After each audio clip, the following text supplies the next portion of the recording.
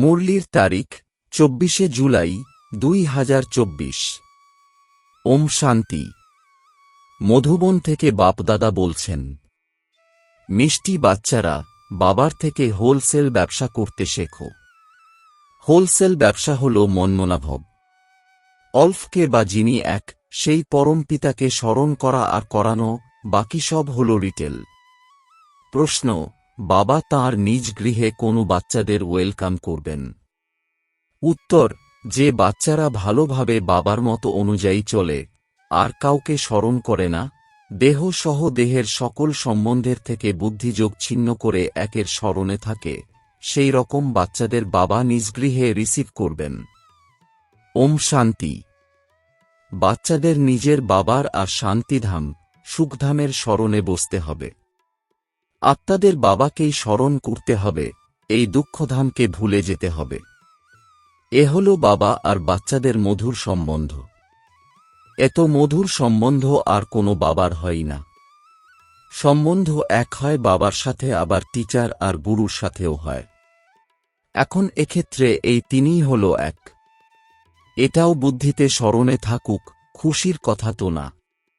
একমাত্র বাবাকে পাওয়া গেছে, যিনি খুব সহজ রাস্তা বলে দেন। বাবাকে, শান্তিধাম আর সুখধামকে স্মরণ করো, এই দুঃখধামকে ভুলে যাও। ঘোরফেরও, কিন্তু বুদ্ধিতে এটাই স্মরণে যেন থাকে। এখানে কোনো পার্থিব ব্যবসা ইত্যাদি নেই। তোমরা ঘরে বসে আছো। বাবা শুধুমাত্র 3টি শব্দ স্মরণ করার কথা বলেন। বাস্তবে হল একটি শব্দ, বাবাকে স্মরণ করো। বাবাকে স্মরণ করলে সুখধাম আর শান্তিধাম, এই দুইয়ের উত্তরাধিকার স্মরণে এসে যায়। দেওয়ার জন্য তো এক বাবাই আছেন। স্মরণ করলে খুশির পারদ উপরে উঠবে। বাচ্চারা, তোমাদের খুশি তো হল সুপরিচিত। বাচ্চাদের বুদ্ধিতে আছে, বাবা আমাদের আবার পরমধাম গৃহে ওয়েলকাম করবেন, রিসিভ করবেন। কিন্তু তাদেরই, যারা সঠিকভাবে বাবার মতো অনুসরণ করে চলবে আর অন্য কাউকেই স্মরণ করবে না। দেহ সহ দেহের সকল সম্বন্ধ থেকে বুদ্ধিযোগ ছিন্ন করে মামেকম স্মরণ করতে হবে। ভক্তি মার্গে তো তোমরা অনেক সেবা করেছ, কিন্তু ফিরে যাওয়ার রাস্তা খুঁজেই পাওনি। বাবা এখন কত সহজ রাস্তা বলে দেন, শুধুমাত্র এটা স্মরণে রাখো, বাবা, তিনি বাবাও, শিক্ষকও। সৃষ্টির আদিমধ্যন্তের যে জ্ঞান শোনান, যা আর কেউ বুঝতে পারে না। বাবা বলেন, এখন পরমধাম গৃহে ফিরে যেতে হবে। আবার তোমরা সর্বপ্রথমে সত্যযুগে আসবে। এই ঘৃণ্য দুনিয়া থেকে এখন যেতে হবে। যদিও তোমরা এখানে বসে আছ, কিন্তু এখান থেকে প্রায় চলেই গেছ।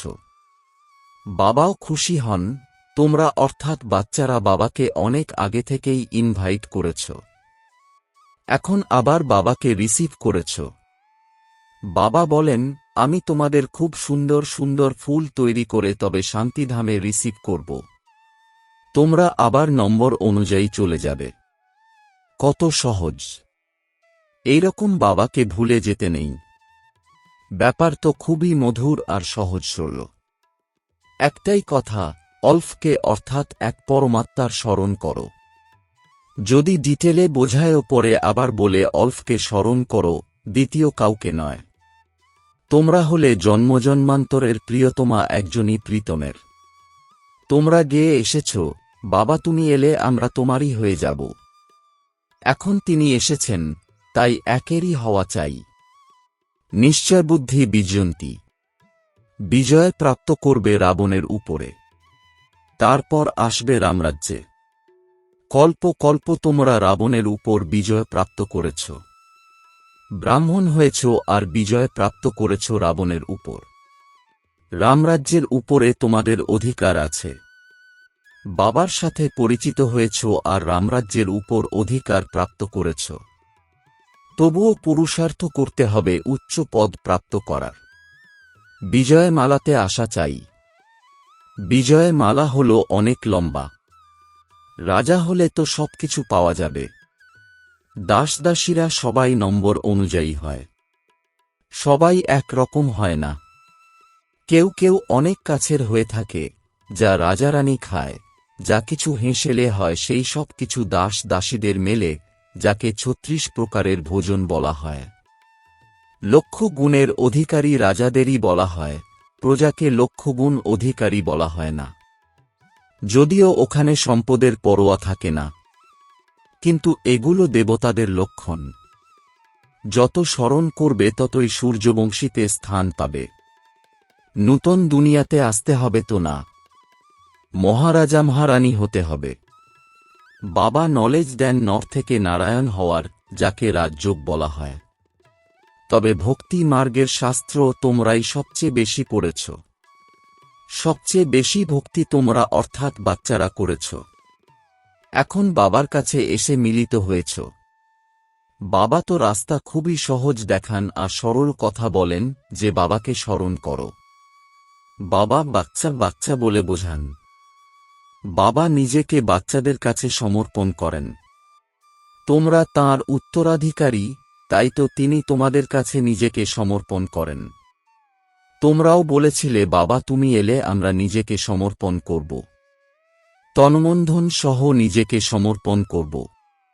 তোমরা একবার সমর্পিত হলে বাবা ২১ বার অর্থাৎ বাচ্চাদের ২১ জন্ম নিজেকে সমর্পণ করবেন। বাবা বাচ্চাদের স্মরণ করিয়েও দেন। বুঝতে পারেন, সব বাচ্চারা নম্বর অনুযায়ী পুরুষার্থ অনুসারে নিজের নিজের ভাগ্য গড়ে এসেছে। বাবা বলেন মিষ্টি বাচ্চারা, বিশ্বের বাদশাহিতে হল আমার প্রভুত্ব। এখন তোমরা যত পুরুষার্থ করার করে নাও। যত পুরুষার্থ করবে ততই উচ্চ পদ প্রাপ্ত করবে। নম্বর 1 যে, সেই লাস্ট নম্বর হবে। নম্বর 1-এ আবার অবশ্যই আসবে। সবকিছু নির্ভর করে পুরুষার্থের উপরে। বাবা বাচ্চাদের পরমধাম গৃহে নিয়ে যেতে এসেছেন। এখন নিজেকে আত্মা মনে করে বাবাকে স্মরণ করলে পাপ খণ্ডন হতে থাকবে।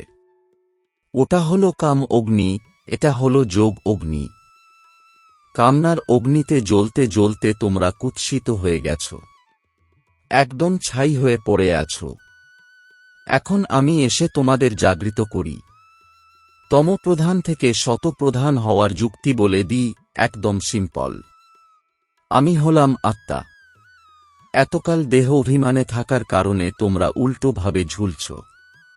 এখন দেহী অভিমানী হয়ে বাবাকে স্মরণ করো। পরমধাম গৃহে যেতে হবে, বাবা নিয়ে যেতে এসেছেন। তোমরা নিমন্ত্রণ দিলে আর বাবা এলেন। পতিতকে পবিত্র করে পাণ্ডা হয়ে সব আত্মাদের নিয়ে যাবেন। আত্মাকেই যাত্রার মাধ্যমে যেতে হবে। তোমরা হলে পাণ্ডব সম্প্রদায়। পাণ্ডবদের রাজ্য ছিল না। এখানে তো এখন রাজ্যপাটও শেষ হয়ে গেছে। এখন ভারতের কত খারাপ অবস্থা হয়ে গেছে। তোমরা ছিলে পূজ্য, বিশ্বের মালিক, এখন পূজারী হয়েছ। তাই বিশ্বের মালিক কেউই নেই। বিশ্বের মালিক শুধুমাত্র দেবী দেবতাই হন। এখানে লোকে বলে বিশ্বে যেন শান্তি আসে। তোমরা জিজ্ঞাসা করো, বিশ্বে শান্তি বলতে কি বোঝো? বিশ্বে শান্তি কখন ছিল? ওয়ার্ল্ডের হিস্ট্রিজিওগ্রাফি রিপিট হতেই থাকে, চক্র ঘুরতেই থাকে। বলো বিশ্বে শান্তি কখন হয়েছিল? তোমরা কোন ধরনের শান্তি চাও? কেউ বলতে পারবে না। বাবা বোঝান, বিশ্বে শান্তি তো ছিল স্বর্গে, যাকে প্যারাডাইস বলা হয়। খ্রিস্টানরা বলে খ্রাইস্টের প্রায় ৩,০০০ বছর পূর্বে প্যারাডাইস ছিল। তাদের না দৈবী বুদ্ধি হয়, না আবার পাথর বুদ্ধি হয়। ভারতবাসী দৈবী বুদ্ধি সম্পন্ন আর পাথর বা জড় বুদ্ধি সম্পন্ন হয়। নিউ ওয়ার্ল্ডকে হেভেন বলা হয়, পুরানোকে তো হেভেন বলা হবে না। বাচ্চাদেরকে বাবা হেল আর হেভেনের রহস্য বুঝিয়েছেন। এটা হলো রিটেল। হোলসেলে তো শুধুমাত্র একটা শব্দ বলা হয়, মামেকম, অর্থাৎ দেহ সহ দেহের সব সম্বন্ধ ছেড়ে একমাত্র আমাকে স্মরণ করো। বাবার থেকেই স্বর্গীয় উত্তরাধিকার প্রাপ্ত হয়। এটাও পুরানো কথা, ৫,০০০ বছর পূর্বে ভারতে স্বর্গ ছিল। বাবা বাচ্চাদের সত্যিকারের কাহিনী বলেন। সত্যনারায়ণের কথা, তিজোরির বা ত্রিনেত্রের কথা, অমর কথা প্রচলিত। তোমাদেরও ত্রিনেত্র জ্ঞানের প্রাপ্তি হয়। তাকে তিজুরির কথা বলা হয়। সেখানে তো ভক্তির পুস্তক তৈরি করে দিয়েছে। এখন তোমাদের অর্থাৎ বাচ্চাদের সমস্ত ব্যাপারই বোধগম্য হয়। রিটেল আর হোলসেল হল তো না। এত জ্ঞান শোনায় যে সাগরকে কালি করলেও অন্ত পাওয়া যায় না, এটা হল রিটেল। হোলসেল শুধুমাত্র বলে মনমনা ভব। শব্দ হলই একটা, এর অর্থ তোমরাই বোঝো আর কেউ বলতে পারে না। বাবা সংস্কৃতে কোনো জ্ঞান দেননি। সে তো যেমন রাজা থাকে সে তার নিজের ভাষা বলবে।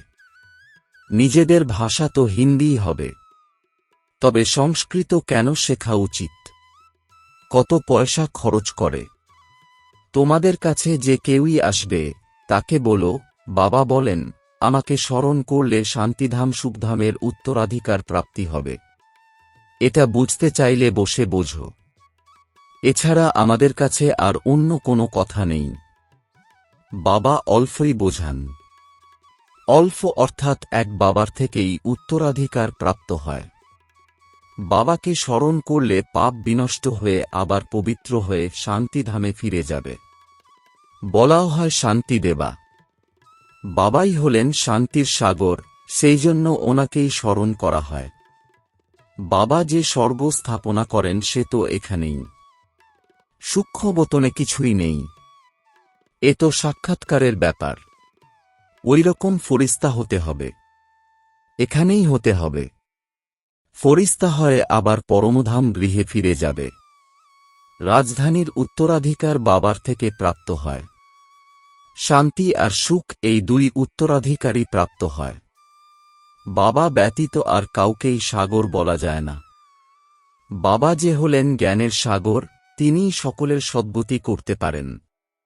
বাবা জিজ্ঞাসা করেন, আমি হলাম তোমাদের বাবা, টিচার, গুরু, তোমাদের সদ্গতি লাভ করাই। তোমাদের আবার দুর্গতি কে করে? রাবণ। এটা হল দুর্গতি আর সদ্গতির খেলা। কেউ বিভ্রান্ত হলে জিজ্ঞাসা করতে পারে। ভক্তি মার্গে অনেক প্রশ্ন ওঠে, জ্ঞান মার্গে প্রশ্নের ব্যাপার নেই।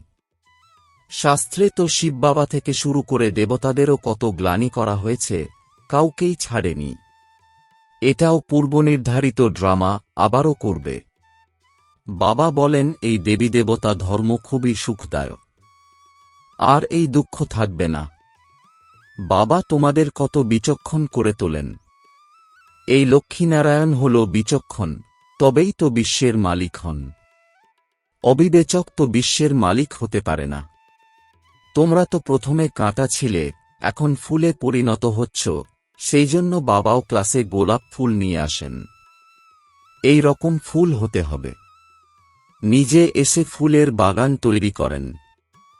আবার রাবণ আসে কাঁটার জঙ্গল তৈরি করতে। কত ক্লিয়ার! এই সব মনন চিন্তন করতে হবে। একে স্মরণ করলেই সবকিছু এসে যায়। বাবার থেকে স্বর্গীয় উত্তরাধিকার প্রাপ্ত হয়। এ হল খুবই মহান সম্পদ। শান্তির উত্তরাধিকারও প্রাপ্ত হয়, কারণ শান্তির সাগর তিনিই। লৌকিক পিতার এইরকম মহিমা কখনো করা হবে না। শ্রীকৃষ্ণ হলেন সবচেয়ে প্রিয়। সর্বপ্রথমে ওনারই জন্ম হয়, সেই জন্য কৃষ্ণকেই সবচেয়ে বেশি ভালোবাসে। বাবা বাচ্চাদেরই গৃহের সমস্ত সংবাদ দেন। বাবাও হলেন পাক্কা ব্যবসায়ী, বিরলি কেউ এমন ব্যবসা করে। মাত্র অল্প সংখ্যক হোলসেল ব্যবসায়ী হয়। তোমরা তো হলে হোলসেল ব্যবসায়ী। বাবাকে স্মরণ করতেই থাকো। কেউ রিটেলে ক্রয় করে আবার ভুলে যায়। বাবা বলেন নিরন্তর অবিচ্ছিন্ন স্মরণ করতে থাকো। স্বর্গীয় উত্তরাধিকারের প্রাপ্তি হয়ে গেলে তখন আর স্মরণ করার দরকার হয় না। লৌকিক সম্বন্ধে পিতা বৃদ্ধ হয়ে গেলে তো কোনো কোনো বাচ্চা শেষ পর্যন্ত সহায়ক হয়। কেউ আবার তাড়াতাড়ি সব ধন সম্পত্তি উড়িয়ে নিঃশেষ করে দেয়। বাবা হলেন সব ব্যাপারের অনুভবী। তাই তো বাবাও এনাকে নিজের রথ করেছেন। দারিদ্রতার, বিত্তশালীনতার, সবকিছুর অনুভবী। ড্রামা অনুসারে হল এই একই রথ। সব কথা হোলসেল আর রিটেলে বুঝিয়ে শেষে আবার বলে দেয় মন্মনাভব, মধ্যাজীভব। মন্মনাভবতে সবকিছু এসে যায়। এ হল অনেক দামি ধনভাণ্ডার, এতে ঝুলি ভরে যায়। অবিনাশী জ্ঞান রত্ন ১ লক্ষ টাকার। তোমরা লক্ষ কোটি গুণ ভাগ্যশালী হতে চলেছ। বাবা তো খুশি আর অখুশি দুটোর থেকেই পৃথক। সাক্ষী হয়ে ড্রামা দেখছেন। তোমরা পার্ট প্লে করছ। আমি পার্ট প্লে করেও সাক্ষী থাকি। জনম মরণে আসি না। আর তো কেউ এর থেকে রেহাই পেতে পারে না, মোক্ষ লাভ হতে পারে না। এটা হল পূর্ব নির্ধারিত অনাদি ড্রামা। এটাও ওয়ান্ডারফুল। ছোট্ট আত্মার মধ্যে সমগ্র পার্ট ভরা রয়েছে। এই অবিনাশী ড্রামা কখনো বিনাশ হয় না। আচ্ছা, মিষ্টি মিষ্টি প্রশিক্ষার্থী বাচ্চাদের মাতাপিতা বাপদাদার স্মরণসহ স্নেহসুমন আর সুপ্রভাত। আত্মিক পিতার আত্মিক বাচ্চাদেরকে জানাচ্ছি নমস্কার। ধারণার জন্যে মুখ্য সার। ১. যেরকম বাবা বাচ্চাদের কাছে নিজেকে সমর্পণ করেন, সেই রকম তনমন্ধন সহ একবার বাবার কাছে সম্পূর্ণ সমর্পিত হয়ে ২১ জন্মের স্বর্গীয় উত্তরাধিকার নিতে হবে। ২. বাবা যে অবিনাশী অমূল্য খাজানা দেন, তার দ্বারা নিজের ঝুলি সর্বদা ভরপুর রাখতে হবে। সর্বদা এরকম খুশি আর নেশাতে থাকতে হবে যে আমরা হলাম পদ্মাপদমগুণ ভাগ্যবান। বরদান: ব্রাহ্মণ জীবনের প্রপার্টি আর পার্সোনালিটির অনুভবকারী আর অন্যদেরকেও অনুভব করানো বিশেষ আত্মা ভব। এর বিস্তার: বাপদাদা সকল ব্রাহ্মণ বাচ্চাদেরকে এই স্মৃতি স্মরণ করাচ্ছেন যে ব্রাহ্মণ হয়েছ, অহোভাগ্য। কিন্তু ব্রাহ্মণ জীবনের উত্তরাধিকার প্রপার্টি হল সন্তুষ্টতা, আর ব্রাহ্মণ জীবনের পার্সোনালিটি হল প্রসন্নতা। এই অনুভবের থেকে কখনো বঞ্চিত থেকে যেও না। তোমরা হলে অধিকারী। যখন দাতা, বরদাতা উদাত্ত হৃদয়ে প্রাপ্তির খাজানা প্রদান করছেন, তো সেগুলিকে অনুভবে নিয়ে এসো আর অন্যদেরকেও অনুভবী বানাও। তখন বলা হবে বিশেষ আত্মা। স্লোগান: লাস্ট সময়ের কথা চিন্তা করার পরিবর্তে লাস্ট স্থিতির কথা ভাবো। ওম শান্তি।